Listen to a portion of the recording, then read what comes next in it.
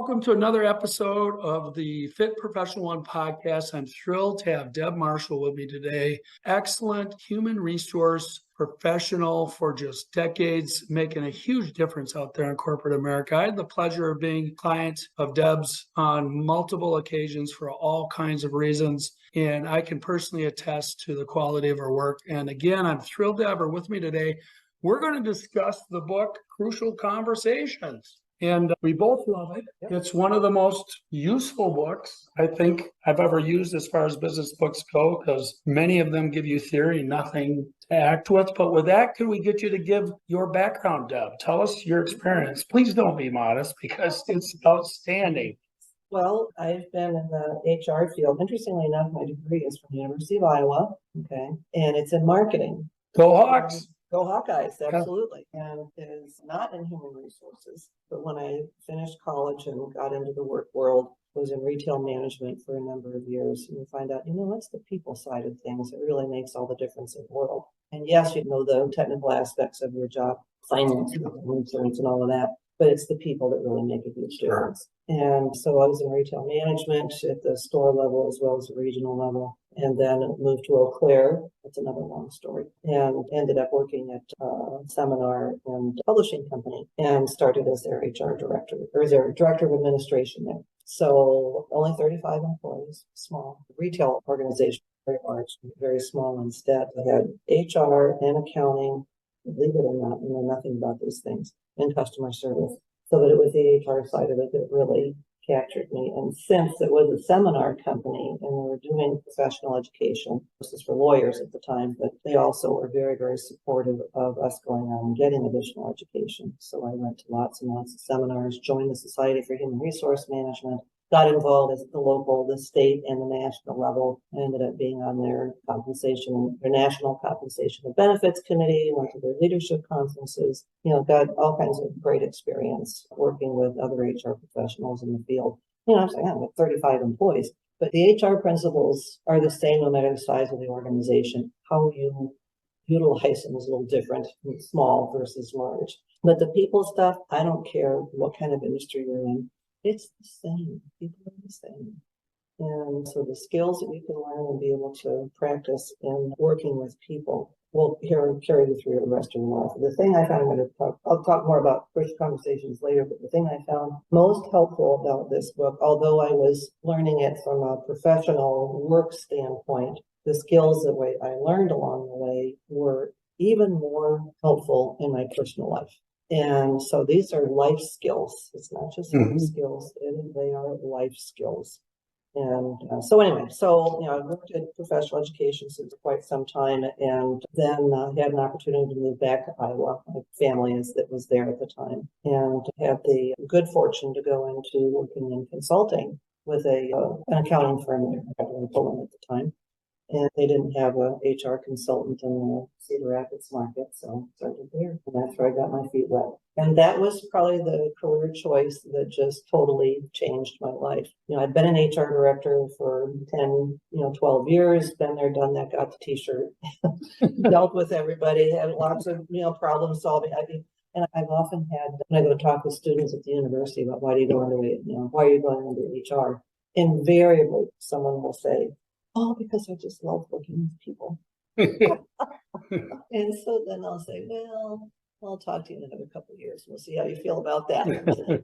But the real value in it to me is I like solving people problems. That's what it's all about.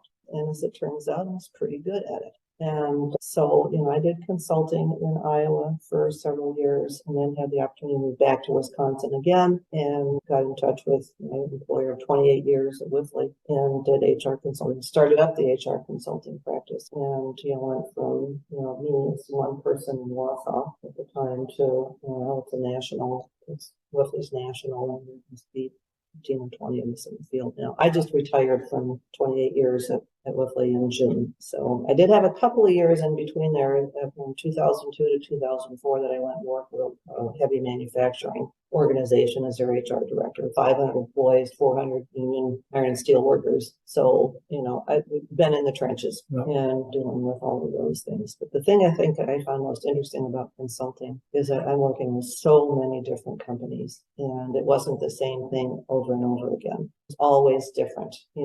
Like at Red Flint, it was different than it was going to be at a hospital I helped find a CEO or something. The HR stuff that I did was largely in executive search and also in compensation system design. So if you want to talk about touchy subjects with people, let's start talking money. And so I found that the skills that I learned in crucial conversations were really helpful. When I came back from my stint with the manufacturing company 𝗏𝒂𝒂𝒂𝒂𝒂 in 2004, that's when I learned all about crucial conversations and went to the class. I have done a lot of training. I've been through a lot of leadership, communication skill type training in my life and have taught a few classes along the way. And when I read this book and went to the class, and it's like a 2-day class, that was, it was a panacea. Is to, oh my gosh, yes, here are the things that I'm doing, but I didn't even realize why. And then where I would get stuck, that didn't work really well. How do I get through that? The model that we'll be sharing with you, I still get stuck. We're human. We're going to make mistakes. It just happens. But now I can go back and I'm better at picking up where, this is where I went wrong. Sure. And what can I do? The thing about and we're going to talk about all these skills that you're going to be exposed to here. Being able to understand the principles is one thing, and that's great. It's a practical application that's killer. I always say, well, the last thing you want to do is read this book, underline things, and give it to your spouse or your manager and say, here, this is what you need to work on. No. It's me first. Yeah. There's two sides. Yeah, right. And, we have to understand that it's more than just us involved here. But, knowing where you screw up along the way and can get back to and resolve it. And you can always go back to something that didn't go well. I hear this frequently from people who were just talking about this earlier. People will say, well, it's too late for me to do anything about that now. So anyway, I got the opportunity to go and learn and then also to get certified in teaching. And that was through 𝗏𝒂𝒂𝒂𝒂𝒂𝒂𝒂. So with my retirement from 𝗏𝒂𝒂𝒂𝒂𝒂, I don't teach the class anymore. But I have found that the skills that I learned in this were invaluable in both personal life and in professional life. Which I hope that our talking about them today will help the listeners as well. Well, first, congratulations. Great career and now retirement. You're kind of starting over now. You want to tell us what you're doing with? Yeah, why don't we fill in on that before we jump into? Well, when I worked at 𝗏𝒂𝒂𝒂𝒂𝒂𝒂 and then again at 𝗏𝒂𝒂𝒂𝒂𝒂, I always did these, I'm calling them circles now, but they are, I have 2 in Eau Claire and 1 in La Crosse. And they are groups of between 12 and 15 HR people in organizations. And we get together once a month and for 3.5 hours, it's a lot of time, and talk about a topic of interest that's currently, the one we're starting with in October is, artificial intelligence. Big topic right now. Yeah. But really, so we'll do an hour and a half on the topic. And then the other 2 hours is spent talking about what's going on in your place. And it's a confidential forum. So you get to come and talk about, here, we tried this. This happened with one of my employees or with one of our executives. What do I do now? Mm-hmm. And so it really is problem solving and using a group of your peers, I like saying the term, but the power of peers. So yes, I'm here as a consultant, but you're using your group here, and it's mostly the same people come back every year. So you have a real synergy with these folks and trust. And so, I'm starting those up again in October on my own now, instead of doing it through 𝗏𝒂𝒂𝒂𝒂𝒂𝒂, because they were not going to continue doing them in person. And I think in person is just the way to go, especially with this kind of stuff. Sure. And so what's the website? Or sure, we can flash it up. 3 Circles HR. Okay. I'll spell it out. So 3 Circles, 2 in Eau Claire, 1 in La Crosse. So if someone's interested, they can go on there and check it out. Excellent. And it starts in October, so I already have a bunch of people signed up. And they better act. Yeah, right. Good for you. So I'm pretty happy about it. I've often said if I could just do these groups, I would be a happy person. And so I'm going to do that. It's great. It's been fun setting up the business and talking with people. Yeah. Oh, you'll knock it out of the park. And you're one of the blessed ones, correct me if I'm wrong, where work and play our work and hobby have a little bit of an overlap. So you really enjoy it, right?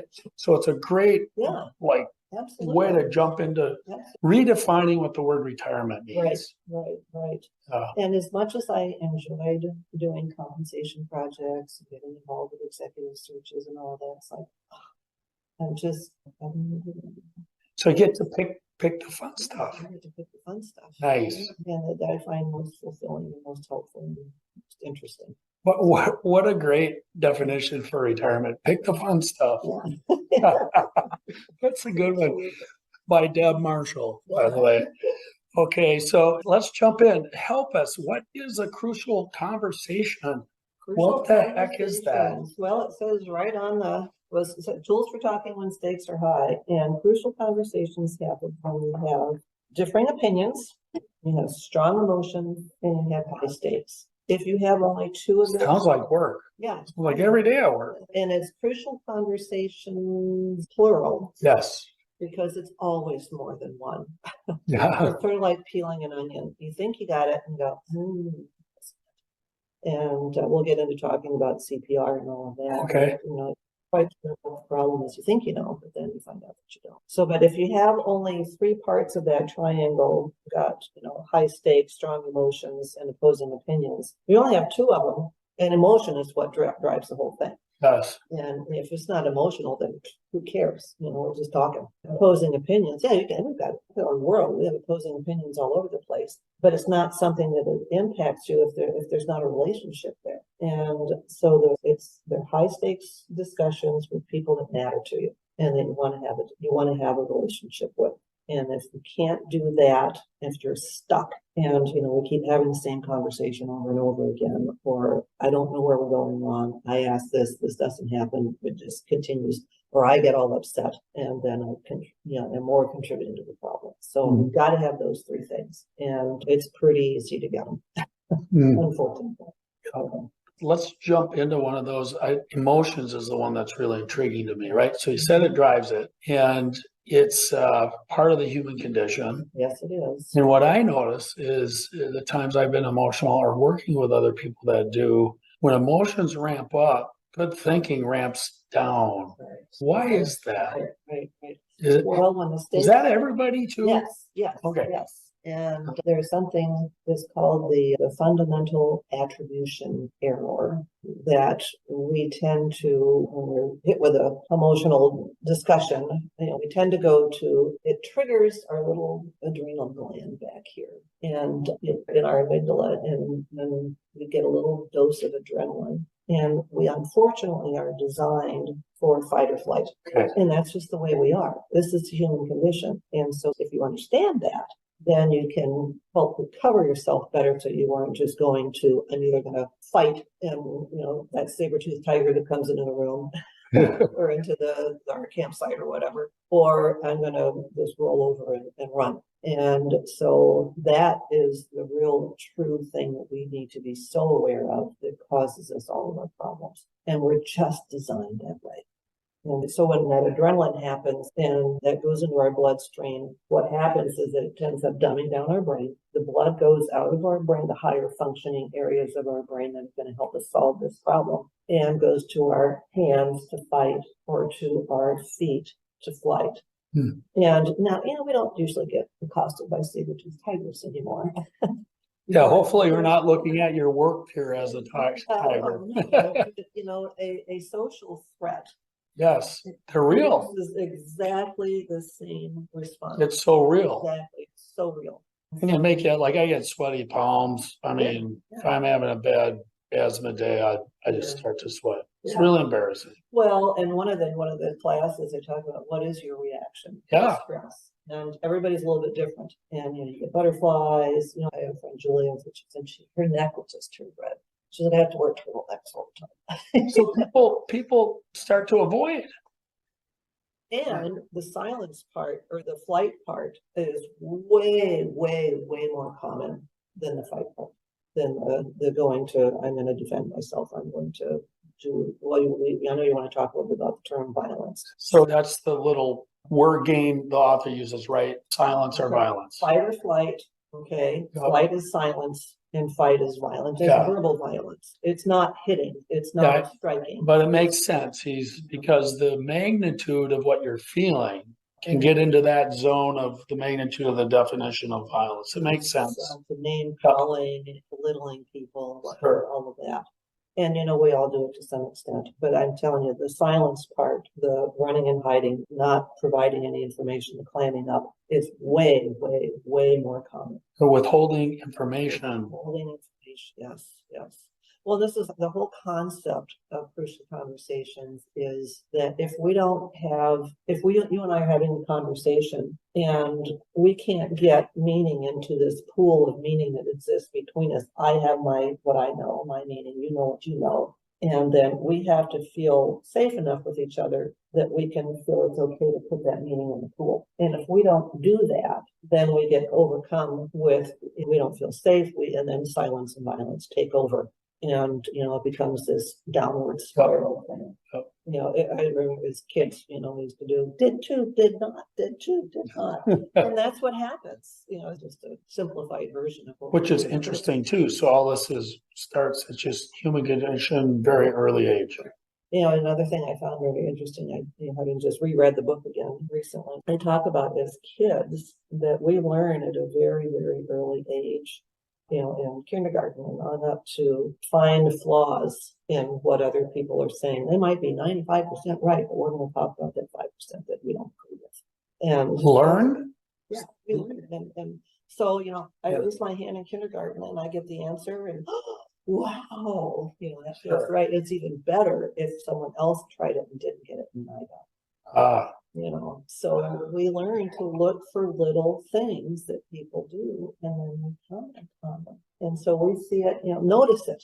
I mean, we do this all the time. We're picking out the little stuff and getting all wrapped up in the minutia. Right. So you talked about shared meaning. Yep. And that's really important on my read of the book. Mm-hmm. It's like, it is the common ground, so to speak. Do I have that part right? Yes, absolutely. And so to transition, the Fit Professional 1 podcast and what we're doing today is all about helping people be better at their careers, their life, all this kind of thing. And I really like that you set everything up with the fact that what we're learning today is not just business. It's friends, it's spouse, it's everywhere. There's this shared meaning pool, though, which is an interesting thing to think about when you're having an issue with somebody.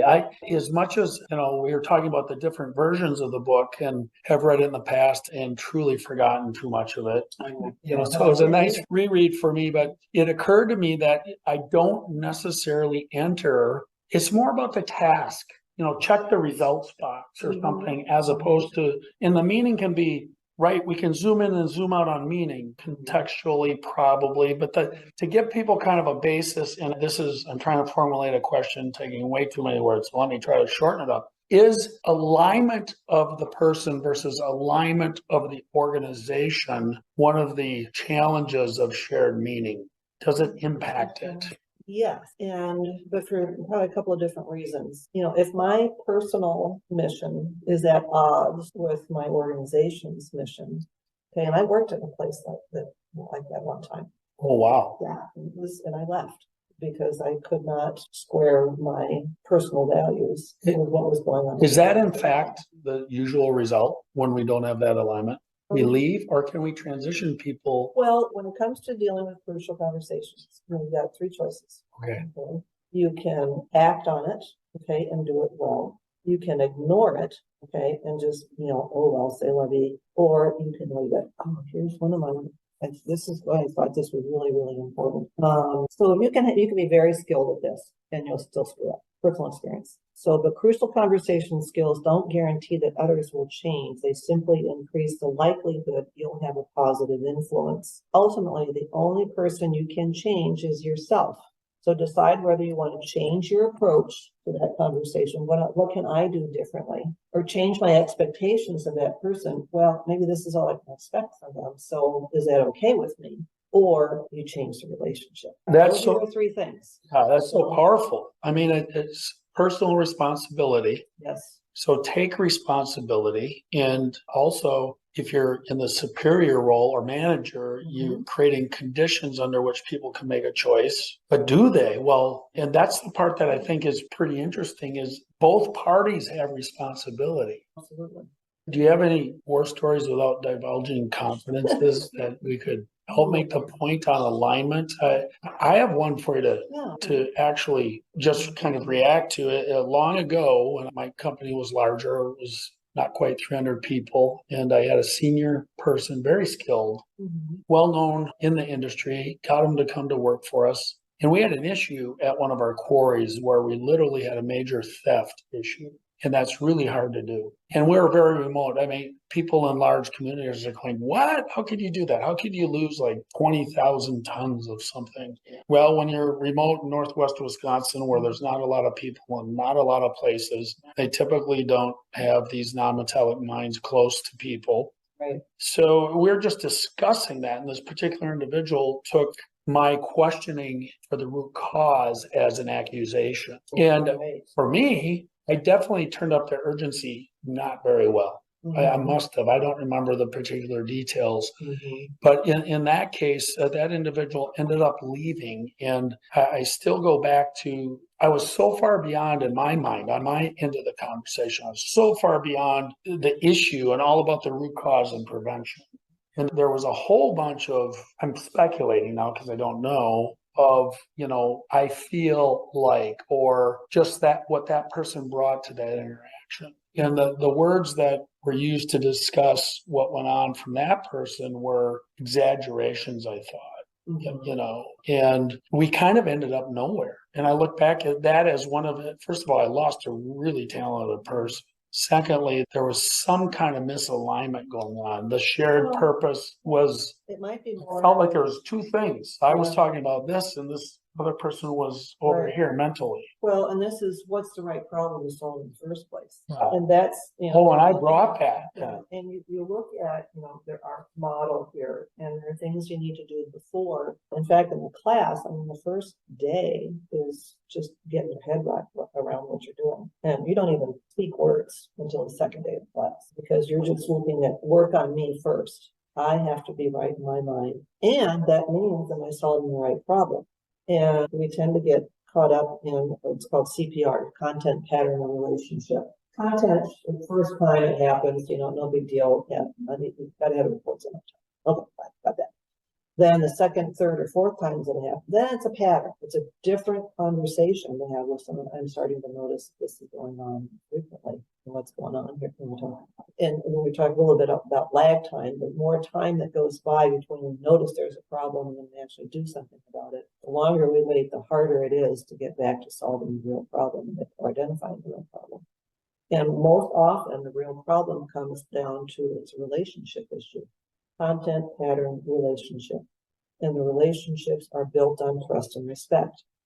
And if I don't trust you, then I'm not going to have a conversation with you. If I don't respect you, I'm not. I have to have trust and purpose to get involved in the conversation in the first place. And then I've got to be able to show that I respect you. Even it doesn't mean that you have to like the person. It does mean that you have to show them respect of being a human being. But the relationship part is the most difficult one to solve because you can see, I'm going to have a conversation with you about I can't depend on you versus, these reports have been leaked. That's a whole different level. And so maybe what was going on was that you were seeing it here on the content side and you seeing it as a relationship issue and you were trying to solve the wrong problem. That's outstanding. My point is I'm taking responsibility for screwing up that conversation. It totally was the way I came at the guy in but I wasn't going at him. But you had the problem, but he felt attacked. But he was the guy, so I really was in actuality, and that wasn't my intent. And I was early in my career too. It was, thank goodness. You said the word intent, and that is absolutely critical here. Okay. And I know you question the whole, you can talk to just about anybody about just about anything. You've got the right skills to do this, so crucial conversation skills. But it gets down to what do I perceive your intent to be? Are you my friend or are you my foe? And if I think that you're out to hurt me, and not necessarily, not physically, but you control my job, you control access to resources, you will make me look good or bad, I've got to deal with my other employees, those kinds of things. That I can hurt you comes across as, I'm going to clam up, or I'm going to go on, I'm going to defend myself. Well, it was kind of like the fight. Yeah, in the absence of respect is kind of like air. When you're just sitting here breathing air, you don't really think about it. But if air is gone, that's all you're thinking about. Right. And respect is the same thing. So if I'm feeling disrespected, now instead of solving the problem, I've gotten into defending my dignity. And this is what we do. That's exactly what was going down. It was so like I was going left, right. And it was the way, to your point, the way it was brought, the respect thing. And you talked about one of the components being relationship, where we weren't really, we're just starting the relationship. And my reaction to the whole thing was go, go, go, get a solution, as opposed to sit back and understand the other. Develop that trust part of the relationship. Yeah. You're not here to hurt me. Yeah. And it also, what I didn't do is he uses another play on words, start with heart. And that was one of my conclusions way back about, well, that particular interplay might have been improved. I don't know if it would have solved it, but state intention, right? State common purpose, right? Some statement that's authentic of I care. Yes, right. Now jump in. Right. Oh, maybe did I say our mutual purpose? Right. Mutual purpose and mutual respect. We don't have mutual purpose. I didn't do any of them. If we have mutual purpose in trying to solve a problem, that's kind of like the entrance condition into a crucial conversation, that we're working on the same thing here. Yeah. And if we aren't, then we need to step back out of the content of the conversation about, the product that was being lost. That was not the issue. Yeah. It was about how do we work together. And so when you're in the throes of a crucial conversation, all of a sudden you think you're talking about this, and then you're down this rabbit hole, and your emotions are going. Well said. Well, and I've got this little chart here. I'm going to share this with you all too. What do you really want? What are your motives? And your motives deteriorate, bam, like that. You don't even know what's happened. And so on this little chart, I've got unhealthy motives are, I'm going to be right. I'm going to look good. I'm going to save face, keep the peace, win, punish, blame, avoid conflict, or get even. Whereas healthy motives that promote dialogue and getting meaning into this shared pool here is that I want to learn. I want to learn from you. I have my views. You have yours. I know what mine are. I need to know what yours are too. Let's learn from each other. I want to find the truth, and not just my truth or just my facts, but what is your truth? What is your facts? And we need to be able to get better results. And so the whole purpose of crucial conversation skills is to get better results and strengthen your relationships with the people that you work with, or that you love, or that you need to interact with. And, I want to understand what's going on. And you'll do this in one of your conversations in the next few days, where, I'm starting this conversation, everything is fine. And then all of a sudden someone says, oh yeah, well, I didn't see it that way.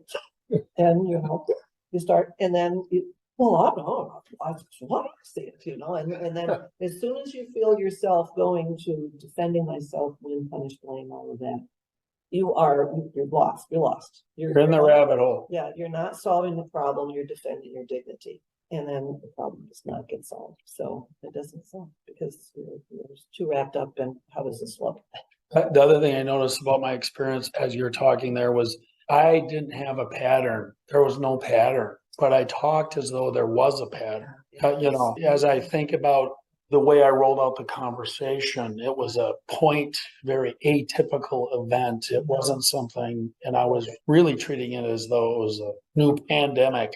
Yeah. I mean, it was just completely wrong. So, okay, there's so much to this. Where should we go next? I mean, talk a little bit about motives and fundamental attribution error, and what we do with when we see someone say or do something, and we're like, we're doing the whole eye roll thing, and can you believe that? And when we don't have enough information, we start filling in. With the lack of information, it is human nature across the world, not just in the United States, but across the world, to fill in, not just fill in little stuff. We fill in with the absolutely worst scenario. I know why she's doing that. She's just running my life miserable for me. And, the person's like, I don't care what they're doing. They don't care what your life is like. Yeah, my so nerve. We fill in. And so, and then that gets our emotions going, and then we act. So the whole path to action, how did we get there? And I talked about one of the first things, it's strong emotions. Emotions are, we can't say we're not going to have them, because we're going to, but it's learning how to harness those emotions and work with them. It's really is critical. So in emotions, where do emotions come from? And I've heard so many times where people have said, well, that's my feelings. That's how I feel. I'm entitled to my feelings. Yes, you are. But where did they come from? I had to teach this class one time to a group of social workers and counselors. And so, they know all this stuff. They know human interaction and how this works. And so I'm like, we're just going to eat me up on this, And we started talking path to action. I see something. I tell myself a story, and it happens like that. And then that generates the emotion, which then drives us to action. So if we can figure out what story did I tell that generated that emotion, and if I need to change my emotions, the only way to do that is to change my story. Tell stories about people, the fundamental attribution. Oh, I know why they did it. It was because blah, blah, blah, blah, blah, blah. And it's not necessarily true. And using my engineering, I use the word extrapolation. They take an event and it's like they pull from and project. And sometimes I see the projections cause way worse issues as opposed to just, well, I know why, but now they're going to do this or whatever. And that conversation is problematic. Well, the funny thing about that, though, is when we see it, when our dignity gets challenged here, and we start doing the downward spiral thing. Oh yeah, did you, did not. That just takes us away. And we end up, the problem with going down that rabbit hole and going down the downward spiral is that we start behaving in exactly the way we need to for that other person to go, oh, yeah, see, told you it was a jerk. So there was one of the videos in one of the training programs from a few years ago that I thought was so illustrated. There were two nurses that were sitting in the nurses' station, night shift, and one of them goes, well, there's Dr. Jones. Well, he's no fun to work with. And the other nurse goes, yeah, well, I don't know what these baboons think they're doing when they're working here. Just really disrespectful behavior to them as nurses. Then when the other nurse goes, well, one of his little patients is here on our ward, and he's got an elevated temperature of 98 point something. Okay. And the good doctor wants to be notified if his patients have some changes. So obviously we should just call him. And the other nurses go, no, you do that. Just then I will. So, okay, now she just behaved in exactly the way she needed to for the doctor to go, see what I mean? They're a bunch of idiots. And so we behave, we think we're righteous for doing it. I'll show him. And so we create our own problems. How do you develop the skill to catch yourself in that? And that's your brain power, and knowing that I'm not always right. I don't have enough information. Asking the question, now, what's one of the major questions in the book? Why would a reasonable, rational, and decent person do what they did, say what they said? Now, they may not be a reasonable, rational, and decent person. That might be a given, okay? But you have to remove yourself from that. So why would any reasonable, rational, and decent person do that? And so, in part of the class with the video of the two nurses and what they did, we got into, so why was the doctor being snippy like that? Well, he's a jerk. Well, maybe he just lost a patient earlier in the evening. Or maybe he found out that his son's on drugs. Or maybe, you don't know. You can come up with a million different stories based on any set of facts. And we get locked into it because our brains are, either or, it's going to be this or it's going to be that. We get locked into that and we don't see that there are many, many other possibilities. And if our purpose is to get meaning into that pool between the two of us, I have just closed it out completely. If I say, well, I know I did that. And no, you don't. No, you don't. Ask questions. And so that's the whole, how do you set yourself up to then tickle your brain, so to speak, to then start asking yourself questions. And if you can go at your brain with questions, I wonder why, it could have been this, well, I don't know. And so that's the crucial thing is, can I say, I don't know? And we tend to want to not know at all, and so of course I know this works and you don't. And so there's some humility that goes into that. And if you're going to have a conversation with somebody, you've got to have the confidence that I've got enough concerns here that I have to bring this up. but I also don't know everything. And so yes, I have to have enough confidence that I'm going to approach the conversation, but I also have to have the humility to know that I may not be right. So it's also a transition then from fear of appearing not competent to being humble. Yeah, right. Humility along the way. Yeah. Yeah, right. Because I've noticed that in my career where it seems people just don't want to come across and say, I really don't know. I need help on this. Right. So ask for help. Right. Yeah. And the people that are real, and there are some people that are naturally very good at this, and it's just a joy to watch them in action. But that doesn't mean that you can't do it too. Mm-hmm. They are very, very, very learnable skills. Like you said, this is probably one of the most practical books I've ever read. Yeah. And there's actual skills here. But so you go in to read the book. I was going to allude to this earlier. You go and read the book and go, okay, here's what I can do. It's kind of like reading a book about golf. Like a learner's permit. Well, doesn't mean you can drive. Yes, I can read a book about golf and know that this is what I need to do. But that to go out there and actually do it. Yes. The execution part is, whoa. Yeah. Because you're going to get rolled up too, right? Your same amygdala is going to do the same thing to you. Absolutely. So what do you do? Do you practice? Yeah. Tell us about that. Well, I mean, doing the class was really very, very helpful. Okay. And there's lots of opportunity. They call it deliberate practice. Yes. And it's not role playing. Everybody hates role playing. But deliberate practice, where I'm going to, the practices were in groups of 3, where one person was the antagonist. They're going to try to get your goat. The other person was the one who's going to practice skills. And then the third person is the coach. Okay. And you'd think that the person practicing the skills, that would be the most critical role. It's not, it's the coach. And so you'd have 3 people, and then you'd have 3 scenarios, and then you would change roles for each of those 3 scenarios. So I might start out as the coach, and then I would be the antagonist, and I would be the. So why is that? Is it thought process? Or? Yeah, well, okay. And what happened, this happened every single time I taught the class. The first person who was practicing the skill just sucked at it. And, the antagonist just rolled right over him. And the coach is going, what?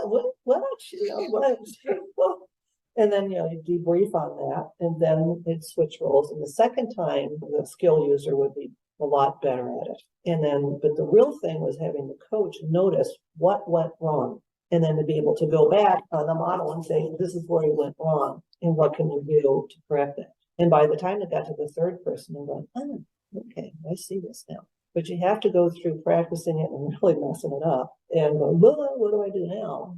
To go that, okay, this is what I need to do tomorrow. And if you're going back and talking, and I really like doing this class with a group of people in the same organization. You can go to the public classes, you can. But the real value to me is in taking your entire management team. And so it gives you a common language then to talk about issues that are problematic. And, telling a story, okay, well, geez, I didn't use my state skills here, or, we're out of dialogue. And this is where this little sheet on common key phrases, these are the words that come out of your mouth. And oftentimes we just stumble over, what do I say? And then we say it in a way that doesn't work. And then it just gets worse. So if you can come up with the right words to say and get better at it, and be willing to apologize where you screwed up, and come back and say, that conversation we had a couple of days ago, I don't really go very well. I'd like to try over. Can we talk about this again? And I see where I went wrong, and I should have done this. And so can we try it again? And most often, if you come with somebody with that, where, we had a bad conversation, and I'm coming in and say, I've been thinking about this, then they know that you're concerned about it, which of course you are. You wouldn't be coming back and having a conversation. And so being able to do that, then it sets them up for, okay, I'm more open then too. If Deb's going to be more open, then Paul's going to be more open. If I set the stage, and so a lot of it has to do with how do you start the conversation. I've noticed this, I'm seeing this. I am observing things that I've seen happen, and I tell my story, but I'm going to tell it as a story because I don't know for sure, but I need your input as well. And, for instance, word stems. I love word stems. Share my facts, tell my story, ask others paths. I've noticed that, whatever. I'm beginning to wonder is that what's happening, or do you see it differently? Very different than saying, I saw you taking computer chips home in your backpack. What are you, a thief? Sure. Yeah. I saw this. I'm wondering this. Is this what's going on? Right. Can we tell? And saying that in ways that are tentative and asking for more information because I know I don't have it all. So if I can set up a conversation with, notice something and seeing that I just had a situation here. Well, no, I had a couple. Being in HR, I got involved in some sexual harassment stuff, of course, and had one guy that had elevator eyes. So women in the group will know what that means. It's elevators, up, down, yeah. They use that in the book too as an example. Yeah. And in having that conversation, saying, I want to talk with you about something that's having a negative effect that you might not be aware of. So because I knew this person was going to be defensive about it, I sent an email first saying, I'd like to sit down and have a conversation with you. It's going to be a little touchy. But I didn't want to just, boom, let's have a conversation. Whoa, it's really on the fence. It already knows it's going to be a touchy conversation. So we'll come in, sit down, have a, say, I've noticed this, and I think it's having an impact on your effectiveness with the team. Oh, what's that? Well, I've noticed this. I'm wondering if I've noticed you're doing this, and it's not just with me. I've seen it with other women as well. And I think it's having an impact on your credibility on the team. Well, what do you mean? I'm checking you out. No. I'm sorry. I didn't mean to. That's not what I'm suggesting. I'm just saying this is a behavior that I think is having an impact on your credibility with the team. And I don't think you're even aware of it. But it's causing some problems here. And I think you need to be aware of it. Well, maybe I do, but I might. And then finally, well, yeah, okay, yeah, I see what you mean. I'll not do that. Well, and the really brilliant thing, I think, though, is then if you have a difficult conversation like this, and it says this in the book too, having dialogue and being able to talk about stuff doesn't mean you're actually solving the problem. You've got to move to action to have the problem solved. And then who's going to do what by when and how do we follow up? And that one was, okay, now this was a difficult situation here where I don't want our working relationship to be compromised by this difficult situation. So I still want to be able to go into meetings with you and have meaningful conversations about the work at hand without being concerned about this. But I also want to make sure that this behavior is over because I think it'll make a big difference with your effectiveness with the team. So let's get together again in a couple of weeks and I'll put some time on our calendar and you can tell me if I am still being open and welcoming in our conversations about work stuff, and then I can let you know if I've seen any change in the behavior. So follow up afterwards. But it's setting up those conversations to start with. And one of the things I talk about in the book is contrasting statements, what I don't intend, what I do intend. So setting out with what's my intent. I want to talk with you about something that I think is having an impact with my work, and I don't want to imply, that if there's anything horrible going on here. I do want to have this conversation so that we can kind of take care of this. Yep, and I see how working with a team in that instance is actually a bit of stating the mutual purpose too. Yes. Yeah. Right. Now, there's kind of an implication typically, I think, with people coming into a supervisory role or just in general that it's always the manager's responsibility. So that's a question for you. Anybody can start these, can't they? Absolutely. And once somebody starts it, can't both people move it along? Well, this is very interesting. I just thought, one of the first times I taught this in a group setting with an entire organization. Because it was just a management team at first, and then we ended up taking it down to all the employees. But the management team was like, well, so I know these skills, and here I know these skills now. You need to know them too. So you're just as guilty as I am. Yeah, the amygdala is firing the other person. And so, the problem with learning the skills is that, yes, it becomes your responsibility. If the other person doesn't know those skills, you don't get off the hook. You don't. Sure. So are they involved in it? Absolutely they are. Will they do better if they know what the skills are? Absolutely they will. But that's not practical and everybody will know all of these. Sure. Probably, but it's not the case. So you have to take the responsibility for it. Some guilt of crucial conversations. How about that? Okay, let me rephrase my question. So yes, I'm the one trained taking responsibility for it. The other party can be a catalyst or maybe affect the timing. Yeah, right. I don't know. What is their role? Because it's really process based. That's why I like it. And the deliberate practice you talked about is going to help to ingrain the process. Right. And using it's going to make it better. All those kind of things. So those that might I'm not trained. Is it dangerous to say I'm not trained, but I think I know what they're doing here. I didn't like the way that went. I'm going to ask for another shot at it. That's okay. Yeah. Okay. Yeah, that's what I was trying to. And that's just Don't wait if you're not feeling good about it, right? That's just basic humility that I'm Yeah. not perfect. And Yeah. I know I'm not perfect. In fact, I found it interesting that, especially with people whose tendency is to go into yelling and screaming, okay, and when they go through discussion, like, oh, Yeah. well, I'm telling you, so you go and tell your employees, okay, I recognize I'm doing this, I'm going to try to get better, I don't need your help. Well, someone along the way is going to go, watch this, and then they'll go and poke you. Give it a try. Yeah, see if I can get them off the wagon there. And it's just mean.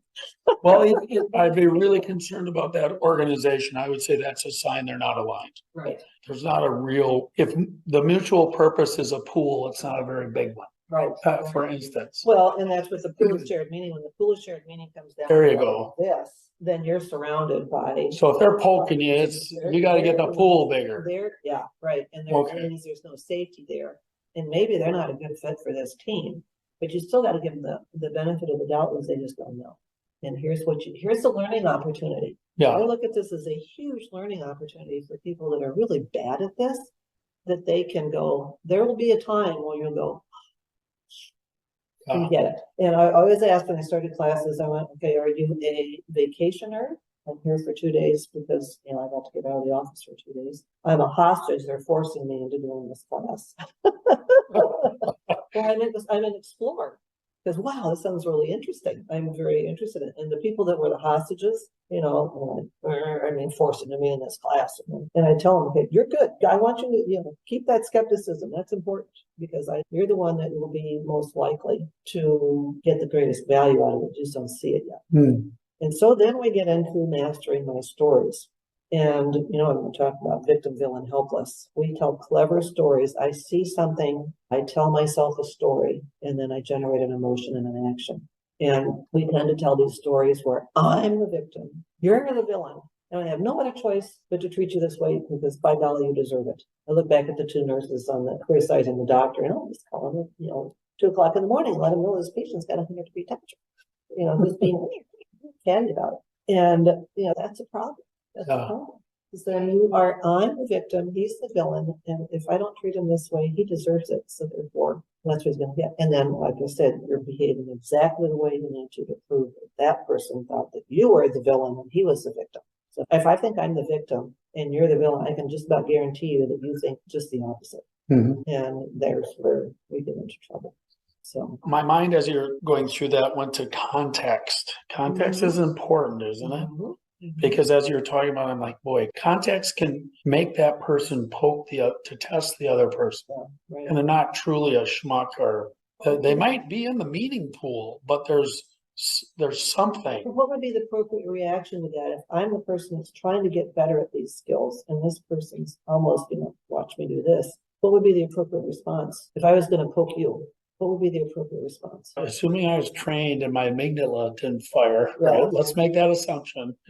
Based on what I know, my mind would go to, I need to know why this is, I guess, and I'd want to take it offline. I'd want to diffuse it. And if it was in a group setting, I'd try to get together. Hopefully, I had set up the objective of why we're all in the same room or the same Zoom.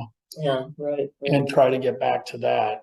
Not ignore it, but acknowledge whatever might be relevant from the poke. Because there should be something, just not out of the blue. Right. Like, I hate your shirt. Yeah, right. I'm not assuming it's not that. Something, that's what I would, folks not being a pro at that, that's what I would try to do. Right. My response to that wouldn't be to just, what the heck are you doing here?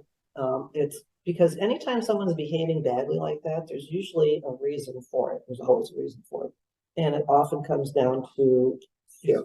What am I afraid of? And it's that I'm afraid of losing face, being seen as weak, not being able to gain the trust and respect. Was that a defensive move? Is that defensive move? Right. Okay. Prerequisite seeing themselves trampled on at first. Right. Totally changes the dynamic. That's well, and I've had some people say, well, God, this just takes forever. This is a lot of time and effort that goes in this. But I can just say, no, I need to do this and you need to know because okay, well, you'll get compliance you will, but Yeah. we get cooperation. Mhm. So you can punish people into compliance, but not into commitment Sure. and trying to solve the real problem. So, and my experience has been that taking command and just making things happen usually takes a lot longer because of all the pushback that happens silently or otherwise along the way. And getting that buy-in is really important. But the other one I think is really, really important too, and this is in the last chapters on deciding how to decide. Oh, that was one of my other I think my biggest takeaways when I originally took the class was victim, villain, helpless. Okay, and that it depended. My tendency at work was to go to silence. My tendency at home was to go to verbal violence. And my son Scott would tell me, he said, zero nuclear split second. Yeah, lots of parents. Just do that. That's just the way it is, But, High stakes. Yeah. Oh, I could tell him. Well, he was 13 when I first took this class. Okay. And so he was my test case and I found myself doing the, if I don't yell at you, I won't get your attention thing. Well, which is baloney. The question should be, how can I get your attention without yelling at you? So it's not an either or. And this is where the whole dumb down thing goes from that. Like amygdala dumps in, little clans go in. Is that, we tend to go on the attack. And we notice that very much since I will do that fast. That's My fear Sure. then with him, okay, I was a single mom at the time. I'm screwing up. I have really made a huge, my son did something really stupid and it's all my fault because I wasn't a good mother. That's when I really peeled it all apart. That's what was at that going off on a tangent and going into attack mode. You just do that. I lost my train of thought for some reason. Well, that's fun. That's what we said at the very beginning. There's so many places to go. And one thing that came to mind again as I was reviewing was trying to give myself little acronyms to, in the heat of the moment, remind myself. And I came up with the transition between from I feel to I think. And one thing that is one of my kind of pet peeves is the high rate of the use of I feel. Yeah. And then we go rational with fact. And okay, so Paul's engineered is, wait a minute, you believe or think or validate through facts. And yes, a gut feel would be one of the things would be appropriate to lay on. Yeah. Right. But I feel only in a high stakes business situation when the holder of the resource investment decision, and we have magnitudes, right? So this could be very small, and most of the time they are, right? They're not like bet the business decisions. Of course, I'm bet the business decisions. But my experience has been that as teams get better at getting to, I think, and the other thing I wanted to talk about is multiple solutions. So we actually have more for dialogue. Right. And they brought something that demonstrates commitment to the purpose. Mm-hmm. Those tend to go really well. Yeah. And so I was trying to get to root purpose. So I think to I feel to I think transition. And I thought, how can I package that so that the new generation that uses I feel at a high rate when they're describing, I noticed that. I don't know if you ever did. How could you package that to make it useful? Because for me, it's like, I'm feeling kind of pissed off right now. I got to settle down and follow this process I learned and calm down my amygdala. Right. And also I have to get off of just purely rational facts. And I think sometimes I acknowledge a human being, blah, blah, blah. So it kind of goes both. You can slide both ways on it. What do you think about the I feel part on an overused? Where did your feelings come from? And it was from that story that you told. And so that is changeable. So you cannot hang your hat on strictly feelings. Like I said, those psychologists and social workers I was talking with, they just were like, whoa, really? I mean, you should know this. You should know this. I was kind of surprised that, where do your feelings come from? And I find a lot of people in that profession, they'll just kind of, oh, that's how she felt. And the big question, just like you said, is where I thought something that generated that feeling, that emotion. Yeah. That then resulted in an action. So think.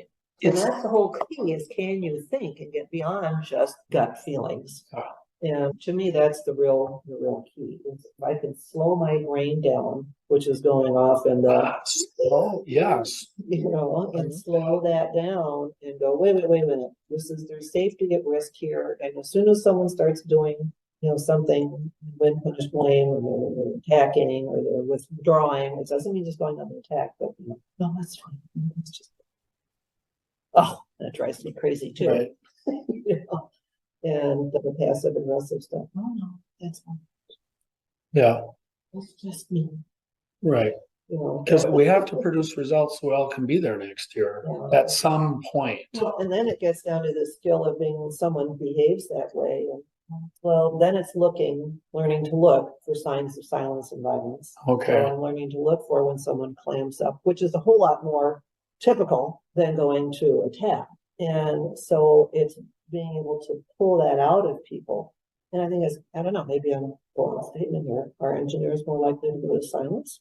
I'm going to say yes. Most people do. But I'm going to say yes. That's, of course, we'll leave it at a hypothesis, but my experience would support that statement. I work with a bunch of accountants that say the same thing. Sure. Because it's pretty easy to do that because most people do that anyway. Right. And that's where, it's the thing with attack behaviors, those are easy to see. Very apparent. Whoa. So it's almost like I'd almost rather have an attack situation like that because then, I know what I'm dealing with. Yeah. When it goes to silence and I'm getting so wrapped up in feelings, or I just not say anything, what is at risk there? I'm fearing that I'm going to look bad, or I'm going to lose my job, or I'm going to whatever. We can roll it into all kinds of different things. And so then we need to, if we are skilled at this or want to be skilled at this, is recognizing that someone has gone to that closed up stage. Well, by the way you say that, I'm not so sure. I'm really interested in what you have to say. Sure. And I'm no judgments here. And you can preface your comments with sincere words that say, I do want to know, I do care, I'm interested. And if I don't have that, then I'm not going to have, I will not have no trust in this thing. If I drew a kind of a bell curve of just the way people are reacting to this on the silence violence continuum, so way down there is people saying nothing, totally quiet. Way up here is way inappropriate attacks, maybe even they're wrestling on the conference room floor. Right. And I want to vary what I put on my vertical axis. So in this discussion, so I'm getting to a question, and that is, I believe increasing the intensity of communication is appropriate at times. And so let's use the 1942 D-Day storming. They got to take a wall. It's loud. They're yelling and pushing. And so the context creates an intensity that is appropriate. And then on the other side, I don't know, in my mind, I'm imagining being in grandma's hospital room on her last day, but the question is it appropriate to recognize this continuum of outcomes where we have these two undesirable ends, but I'm trying to get people not to be afraid of raising the intensity of the conversation. And this is very dicey because it's hard to do in a skillful area. But if it's really high stakes and you're out of time, and so I spent some time listening to Apollo 13, the 3 engineers that really solved the whole problem. It's a fascinating 1.5-hour interview. And they were talking about situations where they had a process to bring forth communications, but they had a decision maker who had to assess and make a decision. There was no time to collaborate. Right. Decide how to decide. And this is contextual, yes, and this is contextual as well, right? Because we don't all have that issue. Right. But what struck me is I think it would be productive for organizations if they could figure out how to appropriately crank up the intensity. Boy, you have to have that big pool of shared meaning, I think. Go to the moon, come back alive is bigger than most of us can enjoy. Right. But please comment. My mind is like, how do I solve this? Decide how to decide thing. And I said, okay, it was victim, villain, helpless, and then it was decide how to decide, and 4 types of decisions. And I'll give some context to this too. The first one is command. We have to. Equal employment opportunity laws, we're going to do it this way. The Hall of 13 is going to blow up if we don't do something. We have to do something. Okay, so that's command. I'm the boss. I get to decide. If we had everybody involved in every decision, nothing would get done. So by your position, you have a certain amount of command authority, which is fine. And then you also have the command stuff also comes along with rules and regulations that you have to, we have to have a safe workplace, blah, blah, blah. Can't be off doing, not following OSHA regulations. So then there's consult. Well, there's vote. Vote's easy, Coke or Pepsi, it's just low stakes, no big deal. Vote's not that big a deal. But where we get problematic is with consult versus consensus. And I worked one place years and years ago that almost all of the big decisions in the organization were made by consensus. It took forever. Even if it's wrong, we'll come back and fix it. But it was just so much analysis paralysis stuff that, I'm not a patient person, I know that. And so I want, like you want to get things done. But have learned that, sometimes I need to slow things down because you slow them down so that they can't speed up later. But what we have happen, I think, and this is as a baby boomer thing, we all love being involved in decisions. We really do. It's true. We like it. Yes. You may not ask for my opinion, but I'm going to give it to you. Okay. And so when the boss comes around and says, I need your input on this, we then think that it's going to be a consensus decision, when in fact it's probably a consult decision. The boss didn't tell you that to start with. So then what do? You get all this input, and then the boss makes the decision and publishes it, and everybody's like, oh, my stuff wasn't in there. What the heck? And when what he or she should have said was, we have this decision to make. I have this decision to make. I would really like all of your input, and I want to get this, but I have to make the decision. I still have to make. And okay, we've got, like you said, we only have an hour to do this. Okay, we have an hour, or I would love to have consensus, but if we can't get there, then I'm going to do the consult decision and make it. And if you say that up front with people, well, thank you. Yeah. Managing expectations is really Sure. a big deal. And then understanding your role. Yes. I think my experience when I've gotten that wrong through my actions or lack thereof as a manager. So there's role drift. Oh, yes. I like that word, that phrase. And sometimes managers actually want role drift. We also call that growth sometimes. But when we roll into what we're talking about, it can be really problematic. And I think at least for me in my mind, I'm saying I have to become a better communicator so that as roles change, drift, we're clear on what changes with them. And then, like you said, decide how to decide is a takeaway for me. I don't think an organization ever comes to a conclusion of not having to revisit that, adjust it, recommunicate, and train it. Yeah, right. And I think I can say for mine, we get lazy on it. We make decisions based on the information that we have available at the time. And then you roll with it. And then you get more information. Oh, so now we need to apply that. And it's sort of like, why was word processing invented? Because job descriptions change all the time, in my opinion. Yeah. It's always going to change. But you have to have a point where you put your stake in the ground and we're going to move it. And move. And if something different happens along the way, yes, of course, we're going to think about what new information might be available that we didn't have before. And I know also, Deb, that you have a lot of experience with some of these tests and personality types. And so in this context of crucial conversation, something that came to mind for me was a hard driving person versus the super sensitive. Can we talk about that dynamic again to exaggerate the point? Because typically the two people that come together through my experience with you and those tests, that there's differences. Well, and to me, those are like really problematic ends of the pole. You see, I see them as benefits. Okay, good. I'm going to learn.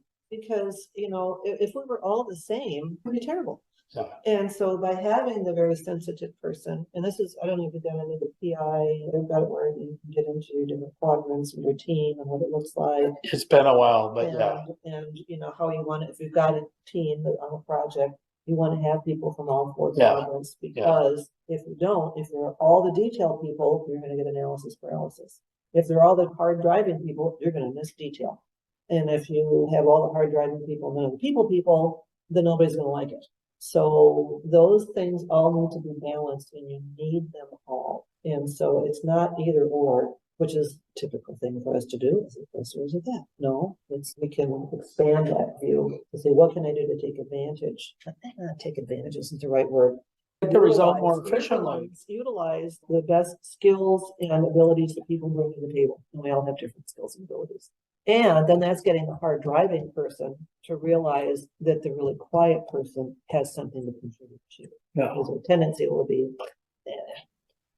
they're just doing nothing. Mhm. And it's not the case. One of my other favorite books is on my book list that I gave you is called Quiet. I read that one too. Isn't that great? Yes. Yeah, the power of introverts in a world that can't stop talking. And I'm an extrovert, so we just love it.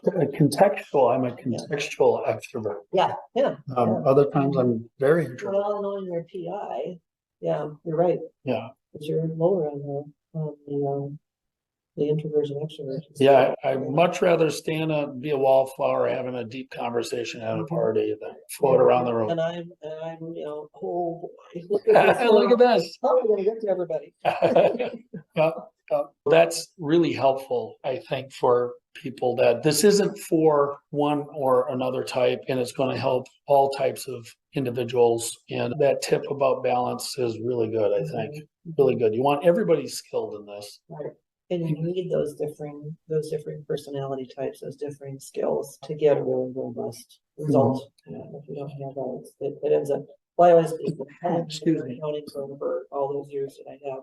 We have very analytical people, and which is great. You want that. When it comes to how is the organization going to move ahead, and how do we create a sense of community in our organization and commitment and all of that, those are people skills. And if you've got folks that are all into let's get things done, then you've missed the opportunity to bring along the commitment, the environment, the culture of the organization. And that's important. That's probably a good segue comment into, I definitely want to talk about word choice in all of this. You have a lot to say on that. How should we expand on that? Why is word choice important, for instance? Well, we end up saying things in ways that our intention is good, but how it comes out of your mouth is not. And then in word choice, you can start off with word choice, and I've seen people say things just came out of their mouth. And then they'll go and they'll see the reaction. Everybody's going, That's me. That's me, man. Oh, I see. I must have triggered something here. I didn't relate to this personally. Let me pull back and say, and you can even ask, how could I have said that differently? Ah, that's a good one. Here's what I'm trying to say. And I obviously didn't say it very well. Is there another way that I could have said that would have been helpful? And word choice matters. Absolutely. Well, they talked about hot words. Yeah. Always, never. Yeah. Harassment, that's a big hot word. I think toxic is a hot word. Toxic is a hot word. Abusive is a hot word. Yeah. Bullying is a hot word. Tell us about that. Why are they kind of, for lack of a better way for me to describe it, popular to describe uncomfortable situations? I feel like people are, as I put in our notes, like they're kicking the can on purpose to get a reaction. Well, I mean, being in HR, I saw this a lot where they're harassing me. In the technical sense, no, they were maybe not being very nice, but they weren't technically harassing. Yeah. And because, they're a bunch of big bullies. Well, I'm not even sure it was that after getting the words and figuring out that no. That's another hot word, bully. Yes, exactly. Yeah, exactly right. And so, I mean, we might say in our policy, we don't want to have harassing behavior going on, but bullying is not harassment. But it's not nice. No. Where I'm putting people down, I'm making fun of them, I'm, in the break room and withholding information and, all those things that bullying behavior is. But they usually don't see it that way. And so there's the conversation is that if you're seeing this behavior and to me this looks like bullying. They're just so really sensitive. She's just too sensitive. Well, not always the case. Yes, sometimes it is the case. And I will say that I have been in situations before where, you're taking this way too seriously. And, if this is not bullying, it is not harassment, it's you being overly sensitive. And what can we do to, have that not be such a trigger for you? So, but that's the exception. That is definitely the exception. And so when people are behaving badly, even though it's not technically harassment and therefore illegal, you still don't want your employees acting that way. Yeah. So, and there's your policy that says, I don't care if it's technically harassment or not, just be nice to people. Yeah, and that's a really good, so bullying, harassment, when somebody unskilled in dialogue and all of this is trying to raise urgency, so the intentions are good, but the fallout is completely misinterpreted. It happens a lot, I think. Step back. Yep. Where did I go wrong? What could I have said differently? Here's my intentions are good. My delivery is not. Yeah. My delivery has caused some problems that I didn't intend for it to do. Yeah. And how can I? So I think it's enlisting people's help. I don't always say the words exactly the way I should. And I'm going to own that. But I need you to be. I need your help so that I can be better at this. You just answered my next question. That puts the trust back in. Yeah. Right. And you can tell me, go ahead and tell it to me. Hit me with it. And did you read the chapter on the retake your pen?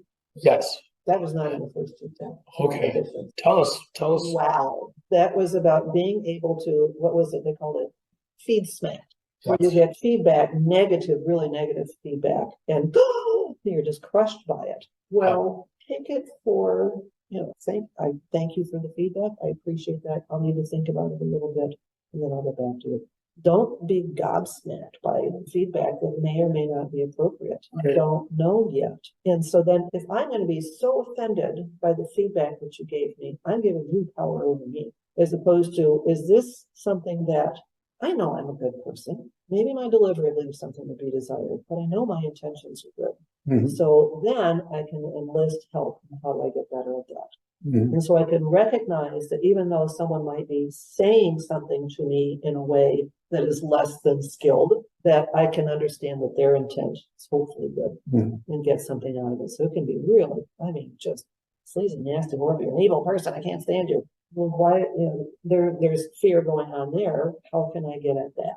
What is it that I'm saying and that I'm doing? And, and sometimes we don't even realize what we're doing and the impact that it's having on that person. And there might be 4 people in the room and they're perceiving it differently. So is it right or wrong? I don't know. It just is what it was. And so then do I have to be concerned about what everybody's thinking? Yeah. Absolutely you do. How do you bring somebody along who feels feed smacked all the time? That's a great word. Yeah, that alone almost like that. Yeah. I like that term. Well, I want to talk about something you're doing that's having a negative effect you might not be aware of. Be able to talk with you about some ways in which how you speak your mind is causing you to have less influence with the team. There's some just really great words here that are, I've incorporated these into my vocabulary now. I have one that I thought was really interesting.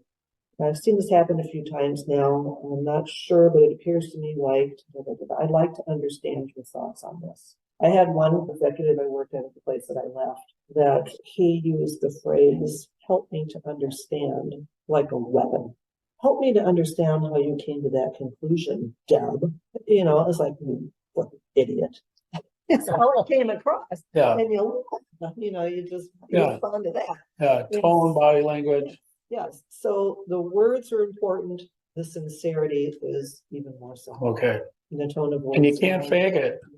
It's got to be authentic. And so, one of the things was about, apologize if you did something and whoops, oh, I'm sorry, that didn't work. Let me try this differently. But if you do I'm sorry. Yeah. That's pretty insincere. Sure. You can tell when people are thinking, yeah. Oh, yeah. Okay. I'm sorry. It doesn't work. Got to be sincere. It doesn't work. That again, because she'll cut that out. So if you're insincere in your apology, it won't work. People can see. We can see right through that. Thank you. And we will end up going, In my mind, I'm sitting there thinking about the jar in the middle of the conference table, and every time somebody uses a hot word, they got to put a quarter in the jar for the beer party on Friday night. I don't know.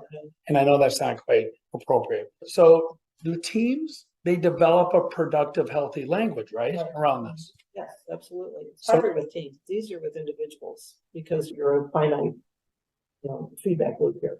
Yeah. With teams, you've got lots of people to be in. And then as a leader, That's opportunity to lead. Yeah, the leader, yeah, you're on review here. Yeah. And you're the one that's having to call the shots here. And again, people will go, watch this and say something. And one of the examples it was actually one of the videos, I think you talked about this a little bit, Greta. She was an executive and was on a cost cutting mission that needed to happen in their organization. A couple hundred managers had them all together in a room. And, we really need to do this.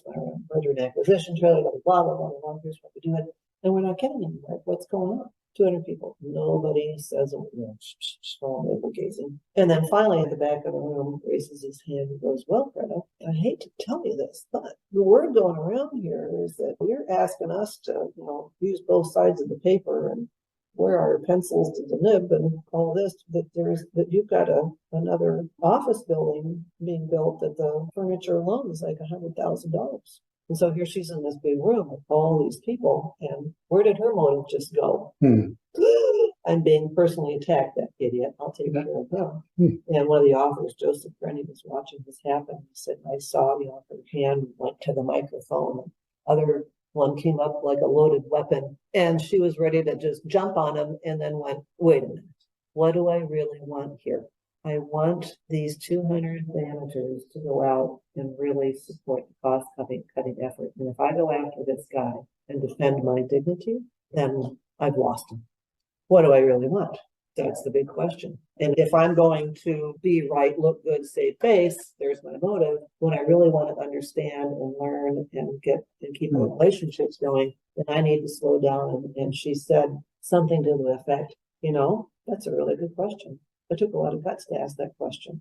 Thank you for asking that question. And so then they got into some discussion. She found out that there were some things going on she wasn't aware of, that she had not spent as much time on this budget for some marketing thing or something. And she had not done her due diligence on that. So for that, she apologized.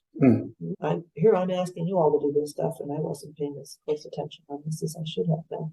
At that point, it took off, but she had to ask herself, what am I, and that's what, 𝗧𝗵𝗲𝗍𝗂 was saying, one of the authors was saying that took, incredible mental capacity to, what do I really want here? What am I trying to accomplish? If I do this, what's going to happen?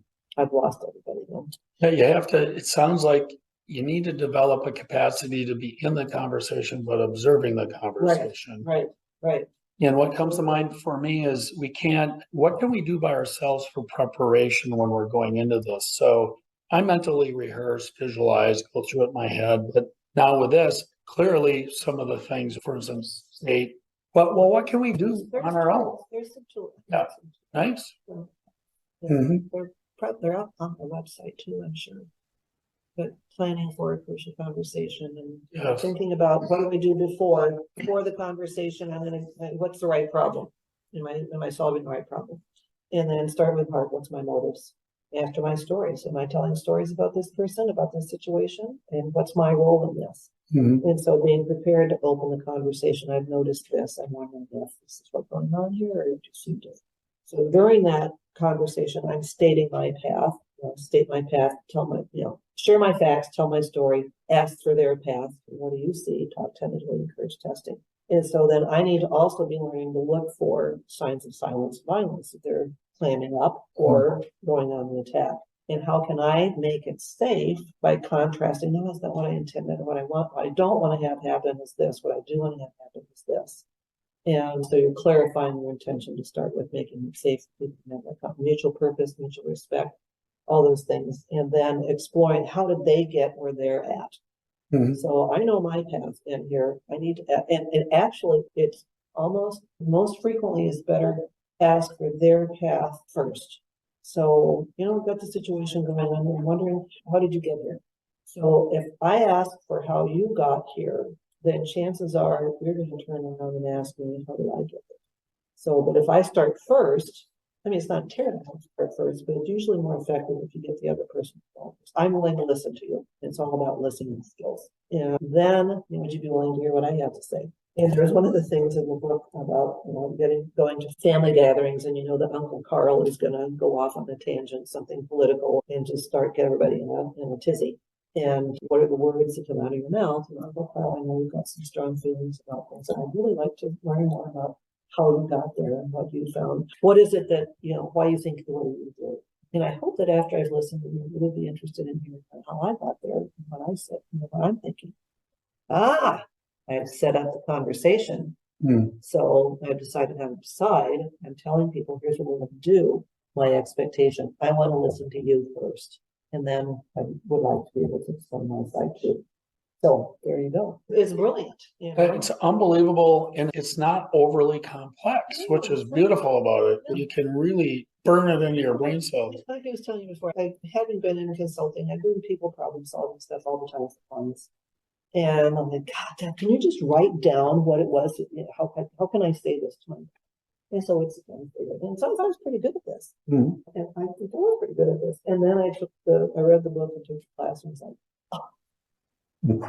And this is why it all works. Yeah. And here's the things that I've missed and I've had problems and then it didn't work. And so I just find it very, very eye-opening, very helpful, empowering, that it's learnable. You don't have to be, naturally gifted at this. Just don't. Yeah, my mind, well, everyone should, and not everyone will. Right. And so, of course, I think we both agree, we sure hope they do. And some easy ways to I just keep thinking about the golden rule kind of as a reminder, but in preparation, I'm back to that. A lot of all kinds of people, surgeons, athletes, managers. I think we do this mental preparation before. And that was something I've gathered is you really do want to dedicate some time to mentally prepare for this. And for me, it works really well to do the visualization. That might be some self-talk. It might be journaling a little bit. It might be writing down the outcome I would like from this with a little context. That for me helps bring to the forefront of what I want to accomplish. But also something that I really like the book, Do Hard Things. I've quoted it so much, but it resonates with kind of the fit professional thing. And that is, for lack of a better word, embrace the suck. I mean, you got to prepare yourself that it's going to be uncomfortable. That's one reason. And then to me, you really should do things outside of work to help that whole mental, emotional muscle.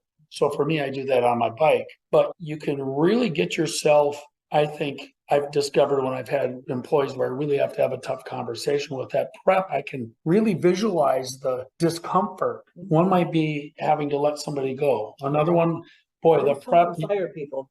Well, you taught me a lot about that too in interactions. And then it's just, how do you really want to go through it? And not that you're going to assimilate perfectly the discomfort, but knowing the discomfort is coming is a big part of the puzzle. Does that resonate with you, or have you seen it? You say that in your introduction to your conversation. I don't think this is going to be an easy conversation. I don't expect it to be.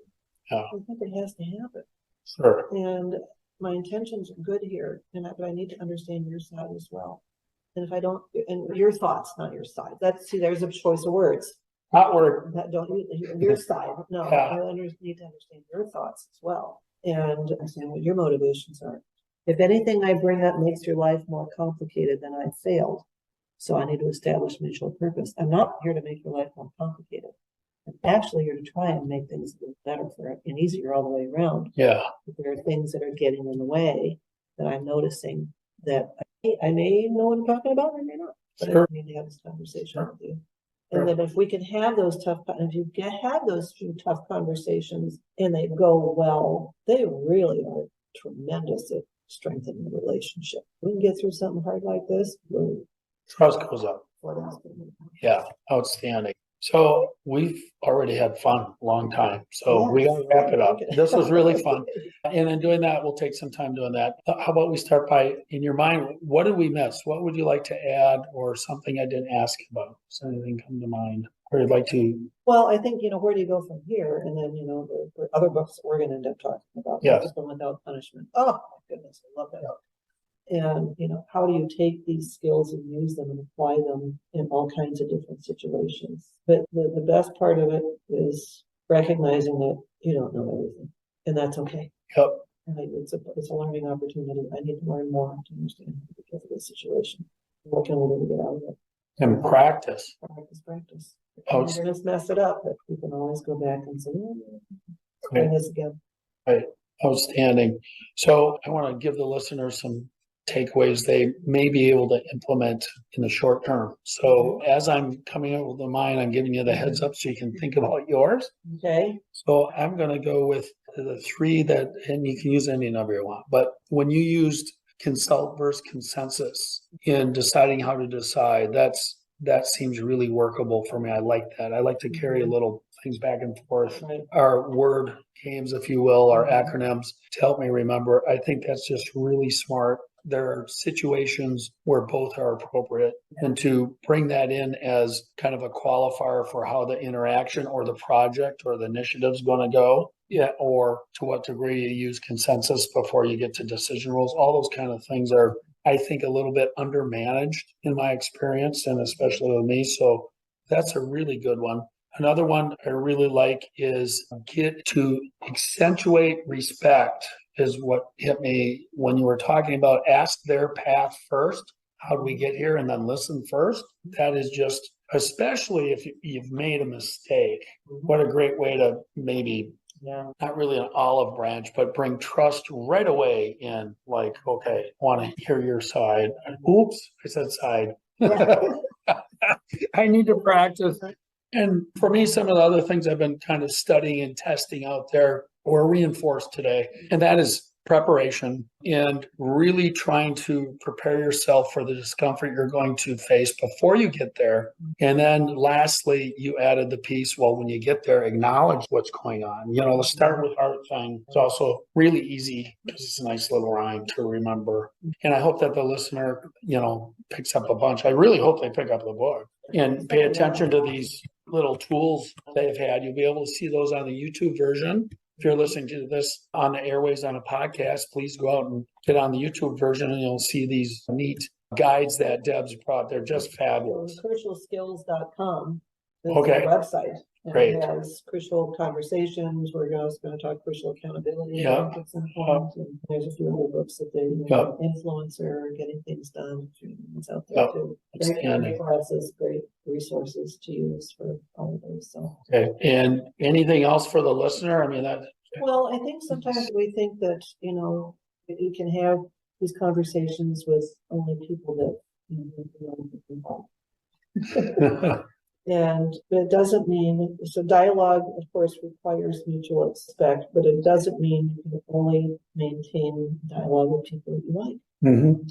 So, because you're going to run into people you don't like and that don't like you, and that's okay. So if you can respect them, even if you don't like them or even if you mistrust them, but it doesn't require friendship. I think it does require the ability to see the humanity that we each have. Even the stickiest of people, they got there somehow, and being able to go, how did that happen? But we can see other people as worthy of respect and the civility that we owe anyone. Yes. And do we end up continuing to employ them? It depends on the situation. I've seen some of the case histories that I've gone through, and I've gone to their crucial conversations, conferences out in Salt Lake City many years in a row, and I've met all the authors and I've had long conversations with them. And, they're really just really incredible people. And you know what? They screwed us up too. So they said, here we're supposed to be good on it, and we still, did not, Yeah. So it's having some humility that, it's okay. Just keep trying, keep learning. Don't be discouraged. Use it as learning opportunity. Right. Well, I've really enjoyed having our chat. Thank you. I'm inviting you back. We have a bunch of books we want to talk about. Can't wait. I love reading books and talking about them. So yes. Excellent. Well, this was a blast, and I wish you the very best week. Super productive. And thank you for joining us. Okay, I hope you took a lot away. I really appreciate you joining me today. I believe that we have touched on concepts that can absolutely maximize your margin, optimize your team, and rescue your time, all 3. So with that, I wish you the very best luck. If you're interested in getting some help, contact me on my website, you can benefit from a free consultation discussing your case, and we'll see where we can go from there. If not, I wish you the very best luck in your endeavors. Until the next time, I hope you have a fabulous week. It's time to get to work.